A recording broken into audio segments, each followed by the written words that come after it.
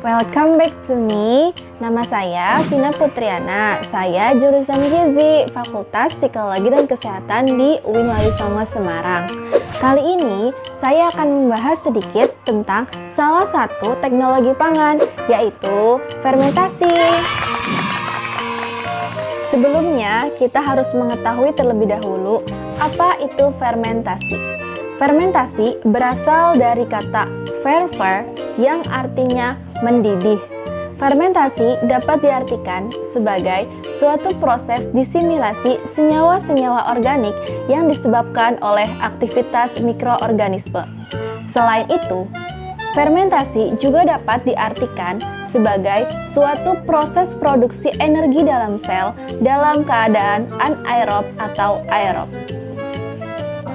Fermentasi ini biasanya terjadi pada makanan dan minuman. Makanan atau minuman yang berfermentasi adalah makanan yang diproses melalui bantuan mikroorganisme atau komponen biologis seperti enzim, sehingga memberikan keuntungan bagi produknya. Mikroba yang berperan dalam proses fermentasi antara lain, yang pertama, fermentasi asam asetat, yaitu bakteri Acetobacter aceti, biasanya ada pada pembuatan wine. Yang kedua, fermentasi asam laktat, yaitu Lactobacillus sp, biasanya ada pada susu. Yang ketiga adalah fermentasi asam sitrat, yaitu Aspergillus niger, biasanya ada pada fermentasi gula. Yang keempat adalah fermentasi asam glutamat, yaitu Corynebacterium glutamicum, biasanya ada pada penyedap rasa. Selanjutnya adalah faktor-faktor yang mempengaruhi fermentasi. Yang pertama adalah keasaman atau pH. Yang kedua adalah mikroba. Yang ketiga adalah suhu. Yang keempat adalah oksigen. Dan yang terakhir adalah waktu. Selanjutnya adalah klasifikasi fermentasi berdasarkan senyawa. Yang pertama adalah fermentasi asam laktat. Yang kedua adalah fermentasi alkohol. Yang ketiga adalah fermentasi asam cuka.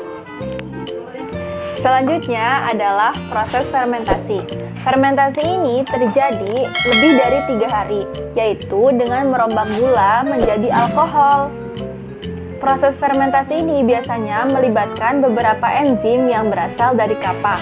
Nah, lamanya proses fermentasi tergantung pada jenis dan bahan yang akan dihasilkan.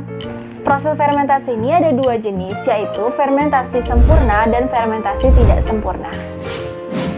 Oke teman-teman, jadi tidak semua bakteri itu jahat dan merugikan kesehatan, karena ada beberapa bakteri yang bisa bermanfaat bagi kesehatan tubuh.